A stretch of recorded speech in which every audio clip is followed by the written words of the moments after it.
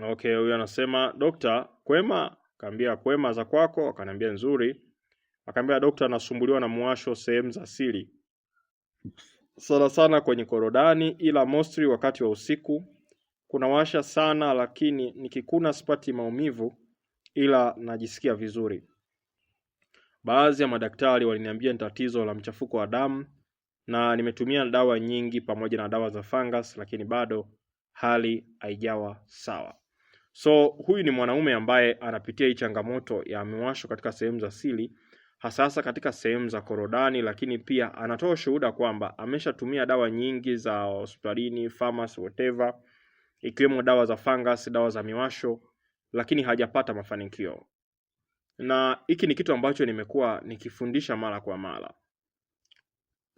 Dawa nyingi za hospitalini huwa zinatibu dalili, lakini huwa hazitibu chanzo cha tatizo. Hii ni moja ya statement ambayo napenda sana kuisema mara kwa mara. Dawa nyingi za hospitalini zinatibu dalili, lakini hazitibu chanzo tatizo. So nini suluhisho lake? Turejee katika tiba zetu za asili. So watu wengi huwa wanafikiri nikiongea hivi wanahisi kwamba dokta anaongea ili aweze kuuza dawa, lakini kumbe naongea kwa ajili ya kuweza kuwasaidia Watanzania elimu. So unaweza ukaona hizi ni chatting ambazo huyu mtu hizi chatting zetu hizi hapa tulizo chat mimi na yeye. Anaelekeza kabisa. Anaelekeza na kuweza kuelekeza namna gani ambavyo amepitia changamoto. So tunapokuambia kwamba rudi katika asilia yako. Fungus, tuna dawa za asili zipo ambazo zinaweza kukusaidia. Cha kwanza kuna dawa ya kunywa. Nina shuhuda ya mwanamke hapa. Nitaiweka hapa muda sio mrefu baada ya kuwa nimepost video hii. Huyu dada ameteseka na ugonjwa wa zinaa. Mwanaume alikuwa ana changamoto ya ugonjwa wa zinaa kwa muda mrefu sana. Alikuwa na changamoto ya ugonjwa wa zinaa.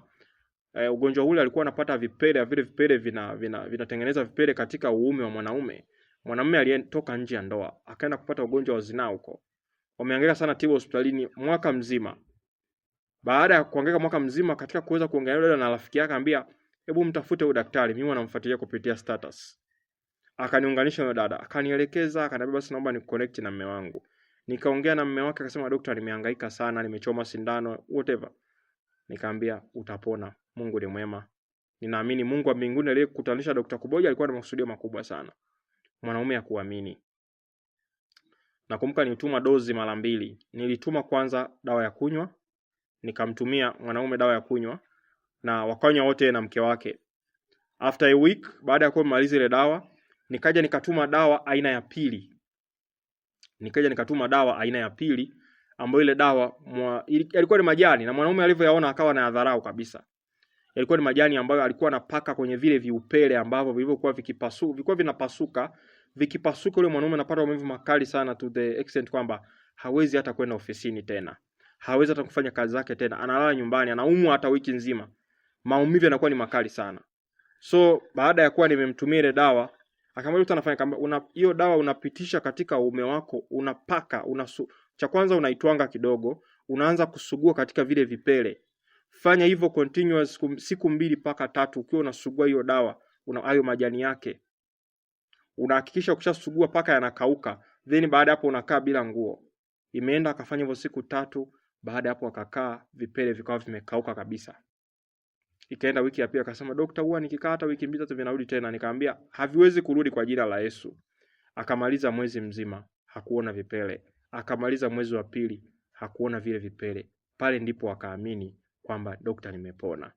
Lakini pia kingine akanipa ushuhuda, akasema nilikuwa siamini katika tiba za asili, lakini kwa hili ambalo mimi nimepona sasa nimeshaamini. Lakini sio hivyo tu, nimeshawahi kupata mwanaume ambaye atakuja naye kuweza comment hapa. Huyu ni mwanaume ambaye aliteseka na ugonjwa wa zinaa, alikuwa paka nafikia hatua anatoa usaa. Nadhani wengi tunajua ugonjwa wa gonorea. Mwanaume anakuwa anamwaga usaa. Walimchoma sindano madaktari. Wakichoma zile sindano, ule usaa unapotea. Inabaki tu maumivu kidogo. Baadaye maumivu yanaisha. Akikaa wiki 2, usaa unarudi tena. So kuna baadhi ya magonjwa ya zinaa ambayo yanaingia mwilini, yanakuwa ni magonjwa ambayo ni sugu. Kwa hiyo ili aweze kutoka inatakiwa tuweze kupata na tiba za asili nyingi zina tabia kutoa tiba yani mtu zinampa uponyaji polepole. lakini once anapopona ni anapona moja kwa moja maisha yake yote.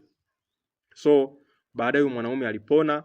Huyu mwenye shida ya ugonjwa wa zinaa ambaye ameteseka, amechoma sana, anasema na miezi 6 nateseka. Mimi kila baada ya muda fulani naenda kuchoma tu masindano, lakini usaha hujawahi kukata. Nakumbuka yule mwanaume nilimpa dawa ya kunywa. Ilikuwa kama lita 3 za ile dawa. Nakumbuka vizuri, ilikuwa lita 3. Alivyokunywa hakuwahi kuumwa tena. Hakuwahi kuumwa tena, usaha haukuwahi kurudi tena, hakuwahi kuchoma sindano tena. Paka leo hii ananiambia daktari ni mzima, na mimi kuanzia sasa hivi niko makini kuweza kuhakikisha nikishiriki tendo lazima nivae kinga ama lazima niweze kutumia kondom kwa sababu naogopa sana magonjwa ya zinaa. Kwa hiyo niendelee kutoa rai hii, tusije tukachukulia poa tiba za asili. Lakini pia changamoto nyingine, matapeli sasa hivi ni wengi. Watu wengi wanalalamika kutapeliwa. Watu wengi wanaokuja kwa Dr. Kuboja ameshatapeliwa huko Instagram na madaktari wa mchongo 3 4. Baada ya kutapeliwa anakuja kwa Dr. Kuboja akiwa na maumivu, anakuja kwa Dr. Kuboja akiwa na uoga, anakuja kwa Dr. Kuboja akiwa tayari ameshafilisiwa. So anakuja kwa Dr. Kuboja akiwa pia aamini kwamba Dr. Kuboja pia anaweza akamtibu. So ni moja ya vitu ambavyo huwa si watu wengi sana. Cha kwanza kuna vitu vya kuweza kuzingatia. Hakikisha huyo mtu amekuwa registered. Mimi tayari ninapata na kibali kutoka tiba la Baraza la Asili la Muhimbili ambalo linaniruhusu kuweza kufanya matibabu ya tiba za asili.